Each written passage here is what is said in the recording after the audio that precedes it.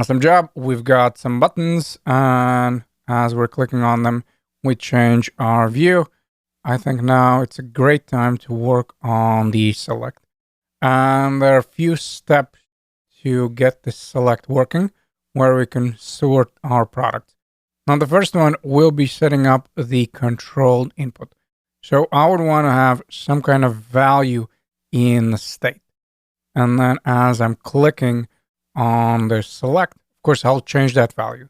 And the second thing is going to be setting up the use effect that runs every time we change this state value. And then, of course, we'll sort our products, which, of course, at the moment are all our products, but eventually it will depend on the filters as well. So let's start by setting up that state value. So it's not going to be in the filter reducer, but in the filter context, I'm going to start by setting up a value with the name of sort. Now, if you name it differently, just keep in mind to use the same name. And now I would need to go with some kind of default value, and that default value needs to match to one of the options. So in my case, the options that I have are price lowest, price highest, name A to Z, and name Z.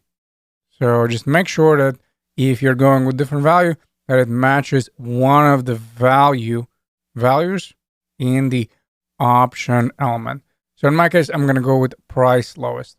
So just set it up as price and then hyphen and then lowest. So that's going to be my sort. Now remember, for controlled input, there were two things. First of all, there was the state value, and the second one was the function that we run every time there's a change in the input, correct? So in this case, I'm going to name this update and sort, and I'm going to be looking for that event object. So in this case, it's going to be extremely important. And for time being, I would just want to set up two things: name, which is going to be equal to event target and the name, because remember, once we add this update sort on our select, event target points to the select input, and I can get few things out of it. In my case, I'm going to be looking for the name, which is going to be sort. And then the second thing is going to be the value. So what is the actual value, the option that the user is choosing? So that will be equal to const and then value. And then this is going to be equal to event target. And of course, it is sitting in the value. Now we need to pass this down. So say update sort as well as the sort. But of course, sort we're already passing in the state. And then in the sort, of course, we would want to access both of them. So let's do that. I'm just going to make sure that I access sort and update sort. So let's scroll up. We're looking for sort and update sort every time we're changing the value. And then we'll scroll down again. And in this case, where we have the select, first of all, as far as the value, I'll pass in the sort. So this is the value that is coming from the state, which in my case, again, is going to be price lowest, correct? So I'll set it equal to sort. And then on change will be equal to my update and then sort. And for now, let's just see what is the result. So I'm going to navigate to the bigger screen.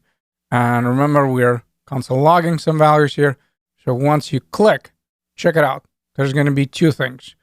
By the way, I don't know why it didn't happen. Maybe there's some kind of mess up here. And again, nothing is happening. That's interesting. So I update sort that is added on the select. I grabbed it over here. Let me just double check. Maybe my naming wasn't correct. And of course, yeah, I'm not console logging. That's why nothing is happening. So name and value. My apologies. I said I'm going to console log, and of course, I forgot about it. So I have my price, which at the moment is lowest. But then check it out. Once you click, you get two values back. You get sort, and then you get the price highest. So this is the value, meaning this is what the user selected, and this is the name of the input. Now I have to be honest with you. In this case, if we take a look at the sort, it doesn't really matter. So the name here is sort, but since there's only one property in my state, so the name here is of course sort, it doesn't matter. I know that I'm just looking for the value. Now, the reason why I showed you this one, because later when we work with filters, it is going to matter because there's going to be multiple properties. In this case, we only have one select and the value in the state is just sort. But you'll see in the filters where it is extremely important that you have the same name as you have in the state. In this case, to tell you honestly, we only care about the value. But I will leave this one and I'll say just for demonstration or something along those lines, for demonstration here, and I'll comment this out. So yes, I said that we need to have a name, but this was just to showcase what is going to be the name, because later with filters, it's going to be extremely important. In this case, we only care about the value. And now, of course, every time I do something with my select, I would want to update my state, correct? I would want to change this value, the sort one, because at the moment it is hard coded as price lowest. And in order to do that, we would need to dispatch an action, correct? So that's why in the filter context, we'll say that there's going to be an action by the name of update sort. So we just go with dispatch. And then, of course, this action is already imported. I'm not going to do the whole song and dance where we're getting from. Hopefully it is already clear by now. So we have variable coming from the actions and the name is update and then sort. Now, as far as the payload, I would want to pass in the value. So whatever option I have selected, I would want to pass this in. Now, again, when I say value, we need to understand that each option has the value attribute. And here I have some kind of text. And in order to access it, I'm using event target and then that value. So whatever string I am getting back, I would want to pass it in as a payload. So say payload is equal to the value.